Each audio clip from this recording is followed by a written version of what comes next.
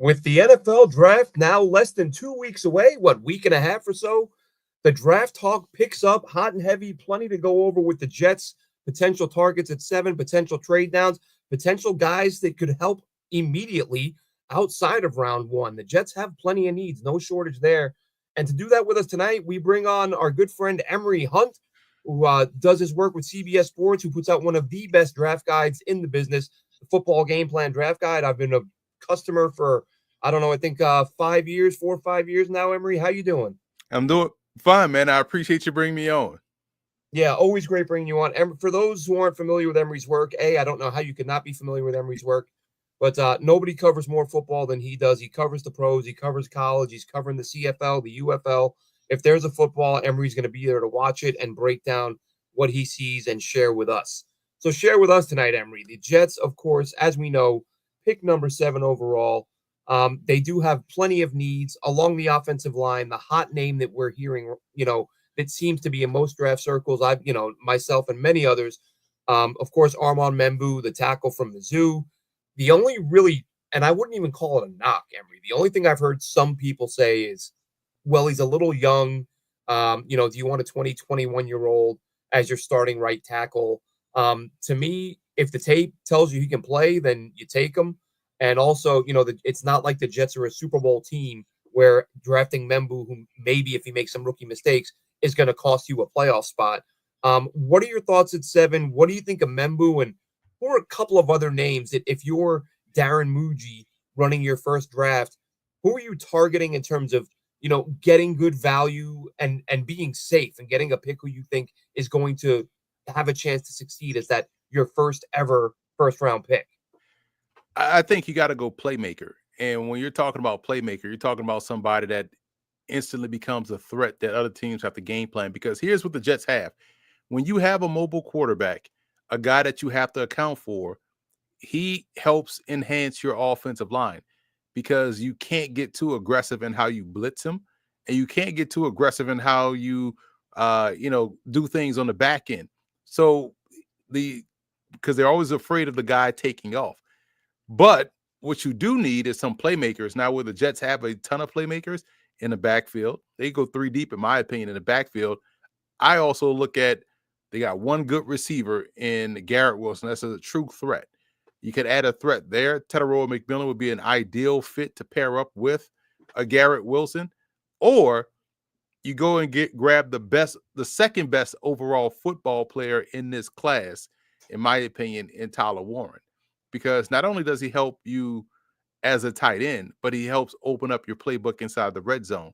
Not only because he's a great guy that can flex out and go win above the rim, but he can even be a wildcat quarterback and not just running tight end power. He can throw the football, and so it gives you something else to worry about. Offensive line, Membu is a young guy. I get the appeal because he can grow with the program, but if you're looking at someone that could probably step in right now and play right away, Calvin Banks could potentially be right there. You look at, other, maybe Josh Simmons can help you out, a guy that can play either guard or tackle. We saw him do that in the postseason for Ohio State, really made himself the most money out of anybody in the postseason. But, man, I think the Jets have to go playmaker. And whether it's receiver or tight end, I think those two, along with what they already have in tow, makes this offense a little bit more scary than it is right now, currently at its current state. Now, a name you mentioned, and I've mentioned this several times over the course of the last, really probably going back to last year, at the end of last year's draft. My favorite player in this year's class coming into the season was Ted McMillan. I thought he was going to be a first round player. He, has solidified himself as being worthy of that. And I'm torn on. I'm sure you've seen this video that circulated of him, Emory, a couple weeks ago, where he was talking to someone out at lunch and said, I don't watch football. I don't like watching film." Which to me, initially, that's a red flag. I think, well, can you take a guy at 7 who doesn't like watching film? But a couple things. A, I think the video was a couple years old. And B, when I watch him on film, I don't see a guy who doesn't like football. I don't see a guy who's not into the game. Here's a guy who, at his size, and the thing that jumped out to me about him, not just the wingspan and the hands, But a guy at that size who's able to make people miss and pick up yards after the catch the way he does is sort of a rare thing. And to me, that stat alone, like that yards after catch, fighting for yards and beating defenders, that's not something you do if you're not that into it. So it may have been like a, I don't know if it was an off the cuff or irresponsible, however you want to class that comment. But if you're a GM or an owner and you're looking at Ted McMillan, are you worried when you see a video of him saying, I don't like watching football, I don't like watching film unless, I don't do it on my own, basically saying unless like he'll do it with the team, but he doesn't take the time by himself to do it. Does that concern you at all? Not at all, man, because the tape shows you he is a guy that watches film because of how he's able to work himself open. He can play versus man or zone coverage, press or off coverage. He can play all three positions if need be. To your point, he's a great run after catch guy. That right there tells you a guy puts in a lot of work. And there's no context to this video. At the end of the day, man, you tell anybody anything and they'll twist it and say, what if he didn't want to do this interview and he's kind of like just answering questions to get it over with. But the tape shows you this guy is a legit stud at wide receiver. And when you have that ability to be 6'5", to be his weight, to go and be able to transition out of your cuts like he does and be able to, chew up yards after the catch, I think that's exactly what you want out there as a bona fide X receiver. So I have no qualms about whatever comes out about him. Because again, I was always brought up on what does the tape tell you? If he didn't watch film, it'll show up in his route running, it'll show up in his effort, it'll show up in, he'll have way more drops, concentration of focus drops. None of that happens with him on film. So that tells me he's locked in. Yeah, and that was my thing because I first became aware of him, or he first popped on the radar 2 years ago watching Jacob Cowing, the slot receiver, and I'm watching him, and I see Ted McMillan making these crazy leaping one-handed, and right away you're like, well, let's make a note of this guy. He's going to be a player. And then when I heard the quote initially, I thought I said like that's a bad look. If I'm a GM, I'm worried about that guy. But then I say to myself, like, well, when you watch him on film, at any point, do you think this guy doesn't prepare? At any point, do you think this guy isn't putting in the work? Absolutely not. As I said, like that stat alone, to be sort of an upper echelon guy, yards after the catch, he's not a guy where that's going to be an issue. So to your point, it could have been clowning around. It could have been off the cuff. It could have been just I'm in a funny mood, so I'm just going to say give a dumb answer, whatever it may be. The tape shows the guy can play. I've said from last year, I still say today, I tweeted it yesterday, still my top choice if he's there at 7. I hope the Jets feel the same way. But again, there are some other needs, of course. You mentioned Warren at tight end. That's one of the Jets' biggest needs. Defensive tackle. Now, I want to talk about the DTs because for my money, and I've seen, many people have said it by now, but as I was watching the prospects over the past couple months, you start to realize there's a lot of these guys who can play. Like there are a lot of DTs in this class. Again, on the defensive side of the ball coming into the year, I was a huge Deion Walker guy. He will not be a first round pick now because his tape last year was not nearly as good as his first 2 years at Kentucky. But his size, his agility, his ability to find the ball carrier in the backfield was all phenomenal stuff. I thought round one player. Where do you see him now? Because just a couple of months ago, he was projected by many to be a round one guy, but then the film didn't look that great.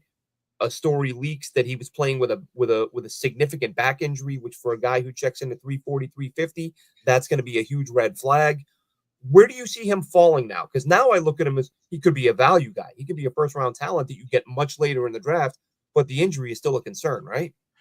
I worry about anytime you hear back injury, and there's no really sugarcoating. Oh, it's a light or a slight or not as serious. Nah, it's still a back injury, and that affects you significantly, and it affects you more the bigger you are. Which explains why his workout at the combine looked the way how it looked. And for him, his pad level wasn't the best to begin with. And so now we kind of understand why. So I can see him falling to like day 2. Um, because you're always worried about the back injury. You know what I mean? And so for me, I wouldn't touch him in round 1. Round 1 are supposed to be for your superior, no questions or very minimal questions guys, right? And so if you're thinking D tackle, Kenneth Grant makes way more sense than Deion Walker. And because Grant, we know, has a clean bill of health, phenomenal player, able to occupy gaps. He'll free up stuff for Quentin Williams. So that would be more along the lines for me, or Mason Graham if he's there. One of these type of D tackles that can help out your interior. But Walker would scare me because of the back. But before that, before we knew about the injury, it was like, man, well, what is it? Why is he isn't as dominant? Because we've had a run on nose tackles that have been outstanding the last 3 or 4 years. So we're seeing a resurgence in the position, guys that are built like nose tackles, but also can move. Tyleik Williams is another one out of Ohio State. He looks like a nose tackle, but moves like a 3 tech at 335. That's just crazy. So there's, you don't have to, I would say, take a Deion Walker high. Now, if he's still there in a 3rd round or early 4th round, by all means, it becomes value. But there are some other guys that can help immediately for the Jets that have lesser health questions, in my opinion. Yeah, just a great class. You mentioned Grant, Walter Nolan. I mean, up and down the board. I think it was, I said a few weeks ago, I think Daniel Jeremiah tweeted out that this time last year he had 12 starting DTs in the class. This year he's got 24, literally double 24 guys who he's got starting grades on. So I think you'll be able to get good ones in, 2nd, 3rd, maybe even 4th round. Get a guy who can play early on, which obviously, getting the value there. And the Jets are a team, for the past few years with Quentin Williams, their approach has kind of been, well, we've got Quinnen, and we'll just go sign a couple of journeymen to play alongside him, and not really saying, let's get a guy. Let's get someone he can develop with and gel with and build some chemistry. And if you get a guy like a Grant or a Nolan or any of these guys, I would, if I'm the Jets, I know they don't have a ton of picks, but because of the depth and the value, I think you're going to find yourself on the clock in the 4th round, the 5th round, and there might be a tackle there that you say, this guy's got a round 2 grade. Like, how do we pass on him, even if we took one earlier? Let's get 2 starting caliber guys, and you rotate guys out anyway so much in today's game. So I hope it's somewhere they grab a couple of guys, a spot where a lot of people expect them to grab one guy. Of course, quarterback. Now, early on, people, depending on which mock drafts you're looking at, which quarterbacks are expected to be. We talked a little bit beforehand. You said maybe Lee Fields, getting playmakers, don't grab a quarterback too early. If you're going to grab one later, there's one guy in particular I wanted to talk to you about, Emory, because he's someone I've liked for a couple years now, and you're probably the only you are the only person that I've seen really banging the drum for him. That, of course, being Membu's teammate, Brady Cook, down in Mizzou. Again, he apparently too was dinged up a little bit this year, didn't produce the way I thought he would. But again, he's a guy. I was watching Luther Burden, and I thought this quarterback's pretty damn good too. And you see Theo Wees, and you think he's making, they had a nice pair of receivers down there. Cook was, but Cook is he's competing in the SEC. He can run plenty. He throws an accurate ball. He's a guy seems to be thought of by most people as sort of a round 7 UDFA type. I feel like he's a better player than that. I feel like he should be getting talk as at the very least a mid-round guy, but that doesn't seem to be the case. But I wanted to have you talk about him a little bit because, again, you're the only person I've seen bang that drum consistently. And I tend to agree with you on your assessment with him. It's funny because the Jets depth chart is littered with guys that I banged the drum for. Jordan Travis, last year, Adrian Martinez the year before. We watched him go and win UFL MVP. Travis, had the gruesome injury, but he was trending toward a guy that was going to be picked at least in the 2nd round had he stayed healthy and Florida State went on to the postseason. But when you look at someone like Brady Cook, it's the same thing. How could you not like someone that's super athletic like he is? And he proved that at the combine with how he tested. I thought he had the best throwing session at the combine, bar none. He was the most consistent. And the fact that this guy went out there, battle tested, and was getting beat up, getting banged around, but never gave up, never quit. You talk about the Auburn game, he got carted off, came back, helped lead them down to victory. I thought they were about to pull off the upset to South Carolina with that great drive he had with the touchdown throw to Luther Burden until their defense gave up the big play. And, but those moments you saw Brady Cook just consistently rise to the occasion. He reminded me a lot of Andy Dalton and how he played at TCU that year when TCU was running through everybody and got to the Rose Bowl against Wisconsin. Those type of guys you want to bang the table for because a Brady Cook has that toughness about him, has that it. And it would make sense if the Jets are adding him to this quarterback room, because that room, Tyrod Taylor, Justin Fields, Jordan Travis, Adrian Martinez, guys that have battle tested and came out on the other side as winners. Like I said, I couldn't agree more. I'm a big Cook guy. I've been surprised by. I look at some of the names that a lot of these services and sites and whoever, a lot of the names above him, and I don't get it. But in time, it'll play out, and we'll see who's got it right. But we talked about the possibility of a tackle early on. I know you said you think playmaker. Hypothetically, let's say they go playmaker at 7. The guy who I would love at 42, and again, a lot of folks feel like he's a back of round 1 pick. That's kind of where I think maybe Kansas City, Philly makes sense. But if by some chance he lasts till 42, what are your thoughts on Ariante Ursary out of Minnesota? I love the guy. Some people tell me I'm nuts and he's a round 3 player. I think he's a round 1 talent who could be there early too. I listen, with Minnesota. I just got off a Minnesota show and I was talking about how I'm always impressed when I grade Minnesota and Rutgers players. You just start to notice, like, man, I got a lot of Minnesota guys in this guide. I got a lot of Rutgers guys in this guide. And yes, he's a very solid offensive lineman, because Minnesota, the way they play, kind of yields itself to him, being pro ready. But I truly believe he's more of that day 2 area, So yes, that could work if you go playmaker in round 1, and this is the lineman you target in round 2. I would agree with that. Someone that's solid in the run game, big body guy. I know he had a really strong All-Star game circuit, so yeah, I wouldn't object to day 2 more so than day 1. All right, one more position I wanted to ask you about. A couple of different players who I really liked. One I thought had himself a nice week down there in Mobile. But the Jets added Andre Cisco, who I do like, but I think they'll look to add another safety in the draft. Couple guys, Jalen Reed and Jonas Sanker, who, again, Sanker I like. I've probably seen more of him than I have of Reed, but what I have watched of Reed, I've come away very impressed. Yeah, Reed is someone to me that's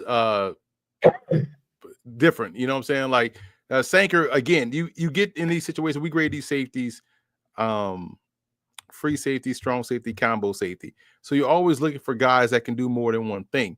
And if you get these guys, especially within this defense that I envision them running, you kind of get guys that can help you be sound versus the run and also versus the pass. I would even toss in Billy Bowman, someone from Oklahoma who always finds the football. The kid Siegel from Kansas State, another one, always around the football. Those type of guys, those are the type of guys you kind of want. Size be damn. You want guys that are football smart, football IQ, and kind of give you that extra coach on the field. And I think those guys, especially with the way the safety position has evolved, when you think about what we're seeing now in college football, we talked about this before, where you're seeing multiple 3, 4, 5 wide receiver sets. The flip side of that is you're getting more guys on the other side that are able to cover. So we're seeing more safeties that can cover, more corners that have a little bit more of a diverse game where they can play inside or outside. These safeties that can tackle but also lock up versus bigger wide receivers and also tight ends. I kind of like the way the trend is going. So the safety position, it used to be standard, like, wow, this is either a free safety or a strong safety, and you kind of know what you're getting when you are saying a strong safety. You're getting a linebacker that's not as big yet, doesn't know he's a linebacker yet. But all of these guys are going to be fantastic players, especially when you think about the type of defense that they want to play out there in New York. One more guy I wanted to talk about, Emory, because I looked at what you wrote about him in your draft guide. I feel like he's, we talk about players who maybe they don't produce, but when you look at the situation, you look at the talent and you feel like for the talent, why aren't they producing at a higher level?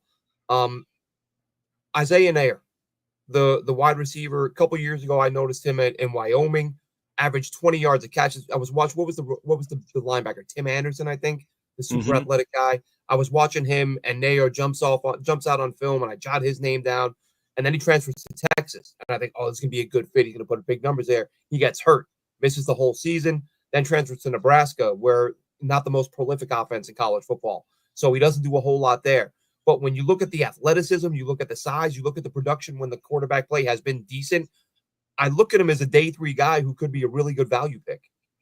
Yeah, he does a great job of working himself open and finding ways to get open, which is rare for a big receiver. You know, a bigger receiver, is usually limited to what they do on the outside. But I like how he's able to work inside or outside. And one thing I noticed when I grade receivers, and this is specific for him, because it's not like when you're watching offensive linemen, every action is happening every play for an offensive lineman or a defensive lineman. You're seeing them do something, right?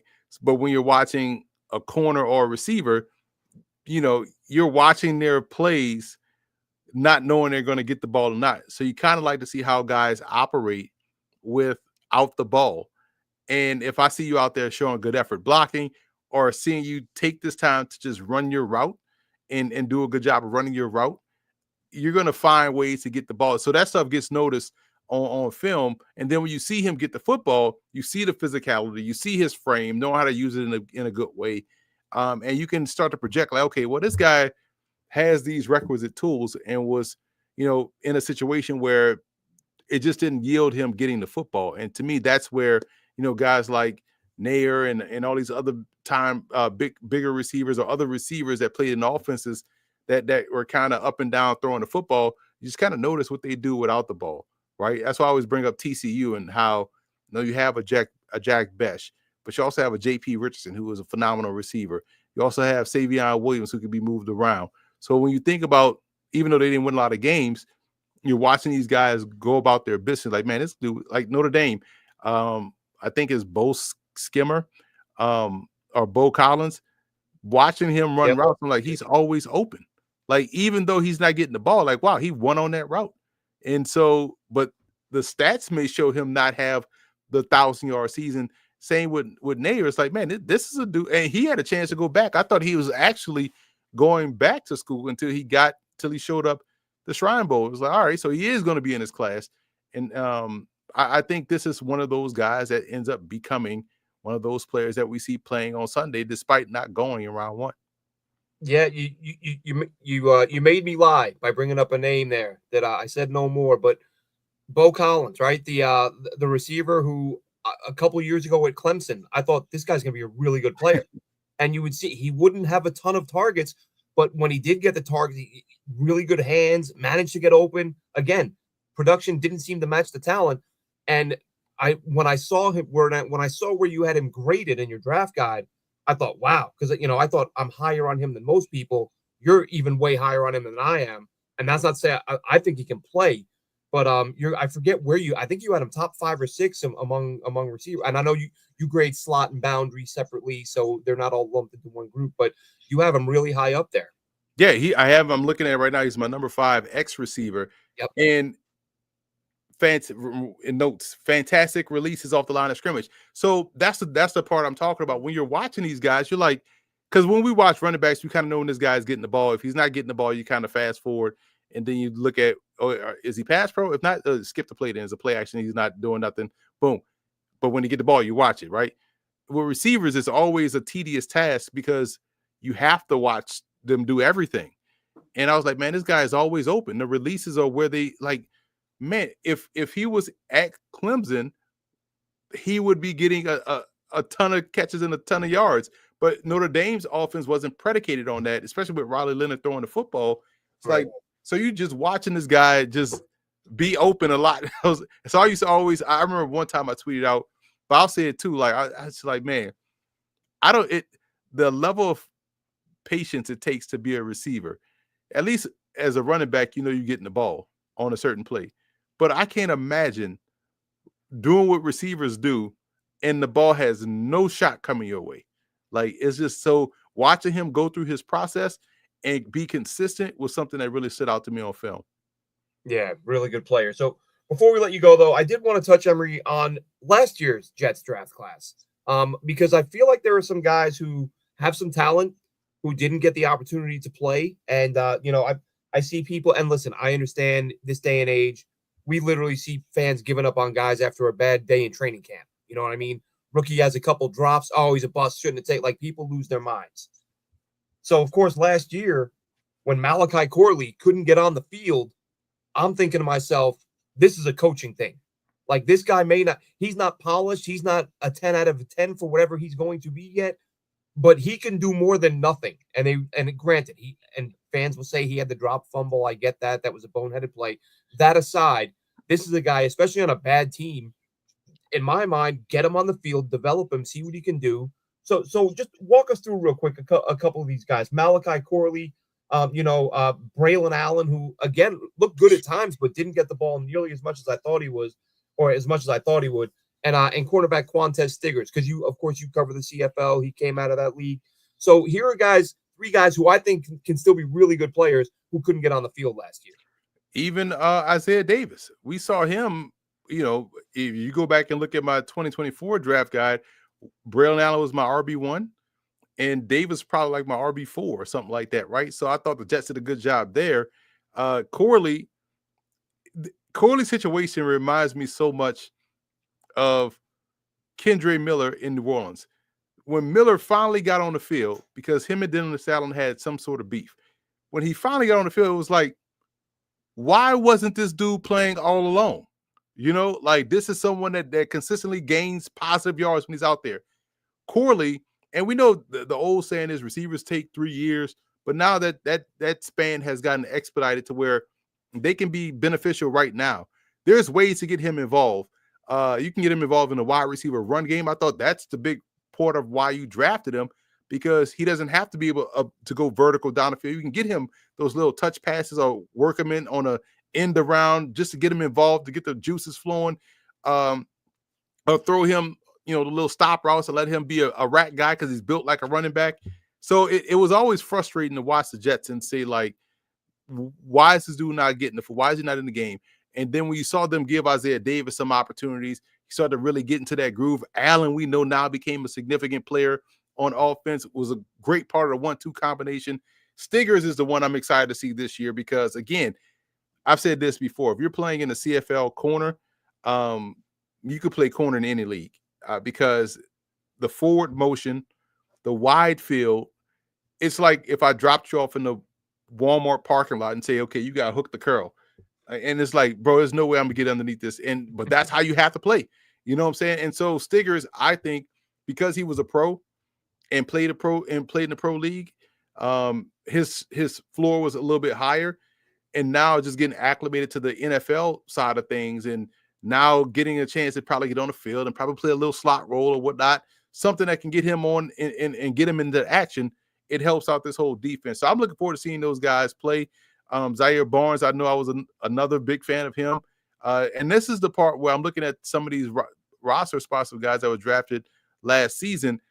I'm like, listen, when we talk about, and media is guilty of this, where we kind of gloss over what happened last year, if it isn't a quarterback, and just focus on this year and talk about the mock drafts. And the mock drafts only tend to focus on one round. We got to do a better job of zooming out and expanding the conversation, because a lot of times the answers to a team's question may already be on a roster, right? So if the Jets do bypass wide receiver here at 7, like I said, they should get a wide receiver.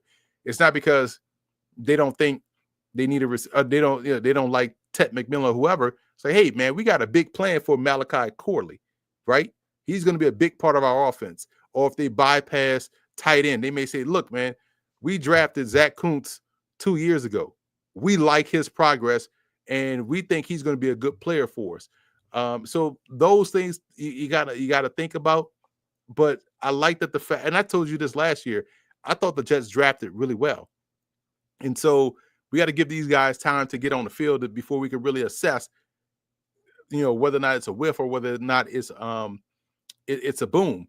And so I do think the Jets roster still has some talent, more than enough talent than people give it credit for. But there are some pieces where they can add some significant upgrades in certain spots. But man, those guys we just talked about from 2024, I do feel like the future is still bright. And I still have hope. Again, you had me on the show a couple of years ago, and I was telling people about Irvin Charles, and he's become one of the better special teams guys for the Jets. And here's someone undrafted out of IUP, but he's 6'4", 220.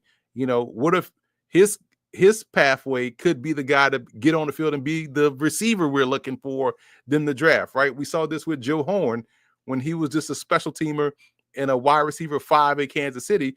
He goes to New Orleans, it becomes their all-time leading receiver. It's crazy, right? So sometimes the answers may be already on the roster. That's why I think the Jets, I'm probably a little bit more optimistic about the Jets than a lot of people. Yeah, it's tough to sell optimism to Jets fans right now. Even like I'm listening to you speak, and I don't disagree. There is some talent there. I said to someone the other day, if you look at, Jermaine Johnson, of course he's coming off the injury, but if Jermaine Johnson is all right, and if you got Quinnen, you got Will McDonald, you've got in the trenches on the O line, you've got Tippmann in the middle, you got a couple of good guards in AVT and Simpson. You took Olu last year. If you grab a right tackle this year, you might be really strong in the trenches, which we always say it all starts up front.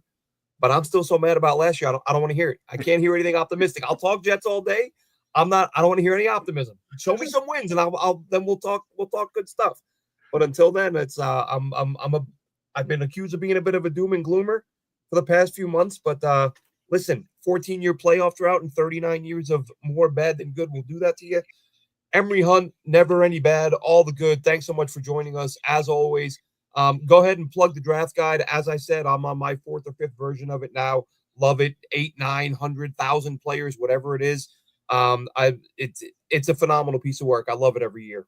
Appreciate that, man. And I'll tell people this: had they purchased the draft guide since 2020, when we started making a draft guide, right now they would have over 5,400 individual scouting reports at their fingertips. And what I love about this draft guide this year is that we have over 1,200 individual scouting reports, including over 50 CFL draft prospects. Because we talk about Quantez Stiggers, there's other guys that may end up on NFL rosters that are also CFL draft prospects because they've tested so well, they've played so much ball really well, they've played in the States in terms of these all-star games. Guys to keep an eye on: Devin Verasuk, linebacker, phenomenal player. I was on board with Taylor Elgersma before anybody else because I saw him up in Canada during the spring during their all-star game. And he came down and played in the Senior Bowl, Tropical Bowl, College Gridiron Showcase in the States. So he played in 4 all-star games in the calendar year. But this is why I'm so excited about the guide. Case in point, the value of the guide. A guy in the 2025 draft class got signed last week by the BC Lions. Cole Jones, the defensive back for North Carolina Central. I saw him at the HBCU Legacy Bowl back in February. And here he is bypassing the NFL draft process and going up north and play ball. We have a scouting report on him. He's in the guide. So that's why it's valuable, not only during the season, preseason, pre-draft, post-draft, because guys will pop up on the roster and we'll have a scouting report on them. So go to footballgameplan.com/2025 draft guide and get this year's edition. It's the best draft guide out there, bar none, not biased, just being completely honest. Yeah, as I said, I think I have at least the last 4 versions, if not all of them. Emory Hunt, thanks so much for joining us. We really appreciate it. Maybe get you on sometime post-draft, sometime during the year or something, to see how some of these guys are doing and some of your projections are working out. But thanks again, as always. Always a pleasure, man. Appreciate the support, and I love the fact that you're continuing to grow each and every year with the show. Thanks a lot, Emory. Take care. All right, so that's Emory Hunt, Football Game Plan. You catch him on CBS Sports. I'm sure he'll be doing plenty of draft coverage. He did a lot of stuff with the First Pick podcast that Rick Spielman came from, and he still hops on there doing a lot of the draft stuff. They've been doing these what do they call them, the perfect mock drafts for every team. They're doing a different team every day. Sorry, in the chat, have been engaging a lot, trying to chop things up with Emory. Dano, Wild Wave, Lauren, how we doing, guys? So listen, the Jets right now, and I wanted to get Emory's thoughts on Ted McMillan because I've talked about it on the forums at JetNation. I've talked about it on other podcasts. I think we've made too much of the video of him saying he doesn't like watching film because, again, if you watch the guy play football, there's no question. You don't watch it and go, oh, there's some lacking effort there. Yeah, this guy clearly isn't willing to put in the extra effort. The guy's a baller. He's a fantastic player. He would be a great compliment to Garrett Wilson. I would have no hesitation taking him, and I feel kind of silly for second guessing myself based on a couple of second clip that's probably several years old, with him in the middle of eating his lunch. Really go by the film, and not by a 6 or 7 second audio clip. Get Ted McMillan at 7 all day long if I'm the Jets again. And that's not to say there aren't other guys there, who I would be happy with. Would you be happy with a Mason Graham? That's one name I've heard people debate because Graham, of course, his game is so similar to Quinnen Williams that you're like, oh, are we getting the same guy? And that's looks to me, I'd say find a way to make it work. Aaron Glenn and defensive coaching staff. If you have two players of this caliber, get them on the field and make it work. But I understand people who say no, get the big body guy, get somebody like Grant. I yeah, I just really I should have asked about Jamari Caldwell. Thing is, Emery's great. He's great with his time, but listen, I'd sit there and talk draft for 6 hours. I can't, try to keep it to half an hour. He's very generous with his time. But look, as I said, this class, the DTs, there's a million of them out there. If Graham is the Jets pick at 7, I know it would upset some people because I've heard a lot of people say you can't do that. You can't take a guy who plays the same spot. But at the end of the day, you're adding an elite football player if you do that. And I feel you're doing the same thing if you add a Tedero McMillan. The quarterbacks, we know Ward's going 1. Shador to the Jets. I can't say I would hate it. It depends on who else is on the board, but I just don't think it's a possibility now. I think they genuinely want to build around Justin Fields. I think they will take a quarterback, but that'll be later on. Perhaps Brady Cook. Hopefully, Brady Cook, somebody like that, somebody who's played at a high level against elite competition and show the athleticism that Brady Cook has shown. So, if you get a chance, watch some of these guys. I'm sitting here right now. I'm watching prospects. I got Florida, Miami on at the moment.